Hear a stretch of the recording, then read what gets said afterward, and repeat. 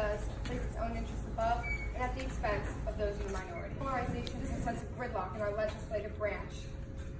I plan to try to fix that. I designed a potential parliamentary democracy for the legislative branch of the United States government. But before I get into a new system, what is our current legislative branch? Our legislative branch is currently composed of a Senate, which is 100 members, with 2 representing each state, and a House of Representatives, which is 435 members, with 1 representing each congressional district, which are apportioned to states by population. I am modeling my new parliamentary democracy in the United States off of the German legislative branch, which is composed of a Bundesrat, which has 77 members, with 1 representing each German state, much like our Senate, and a Bundestag, which has 698 members, half of which represent congressional districts, much like our House of Representatives, and half of which represent the national electorate, as I will explain further. I will be transforming the House of Representatives into a new American Parliament. This new structure will have 870 seats.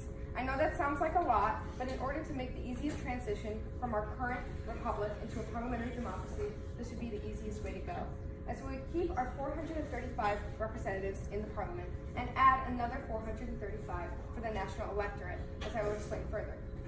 Officers in the parliament would include the president of parliament, who is essentially a speaker of the House on steroids. In addition to monitoring discussion and debate in the parliament, they would attend presidential cabinet meetings as an officer of parliament. They would be guided by the vice president of parliament, who would take office when the president of parliament is absent, and would also guide them through debate and procedures. What would elections look like in this new system? The German government uses a system known as you have 2 votes. On the left side of the ballot, you vote for a candidate representing the party for your local congressional district. And on the right side, you vote for a party directly representing the nation. For example, if the Christian Democratic Union obtained 15% of the national vote, they would get 15% of half of the seats in Parliament, because those are the seats allocated to the national electorate. I designed a potential ballot for the United States, which is candidates on the left and parties on the right. What would a political landscape look like with this new system? This new national electorate system will enable new parties to rise. I theorized what some of these parties could be.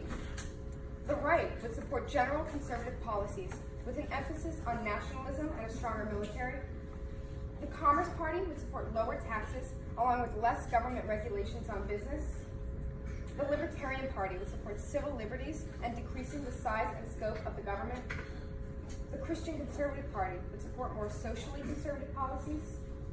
The Green Party would support environmentalism and nonviolence. The People's Party would support technological and economic innovation along with social welfare. The Center would be open to multi-partisanship and various political perspectives. The Democratic Socialists would support democracy alongside social ownership of the means of production. I placed all of these parties on a political spectrum, with the y-axis featuring fiscal policy and the x-axis featuring social policy. I'll give you all a moment to look at that.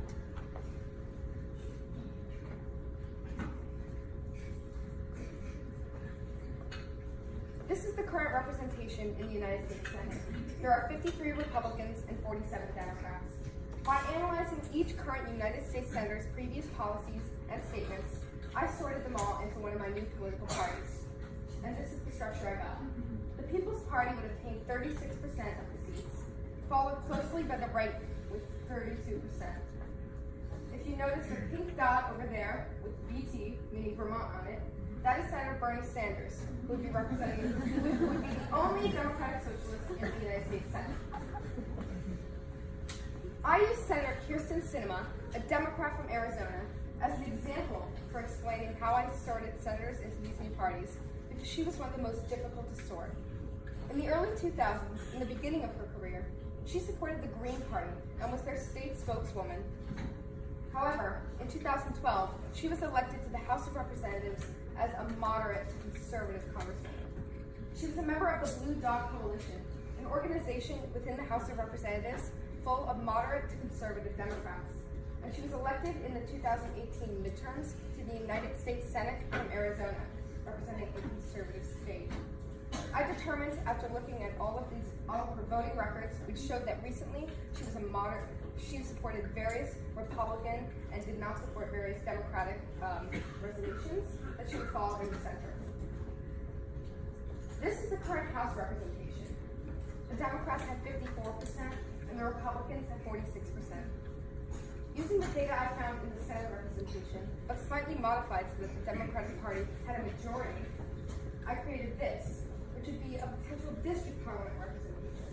The People's Party has an even greater lead, 41%, followed by the right, 28%, and again, the Conservative Party. If I mirror this image, I would get a full 870 seats for the entire parliament. A question to consider is, how would major issues like climate change and gun control be affected by this new system? In conclusion, what are some benefits of this system? You could argue that it gives more power to the people through these new voter procedures and political parties.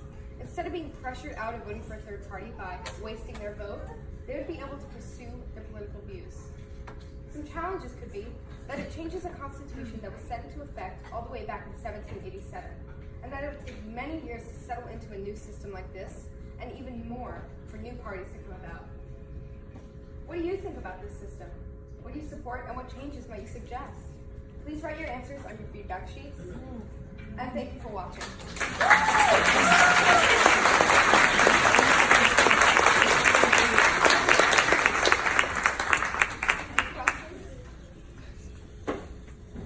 Yes?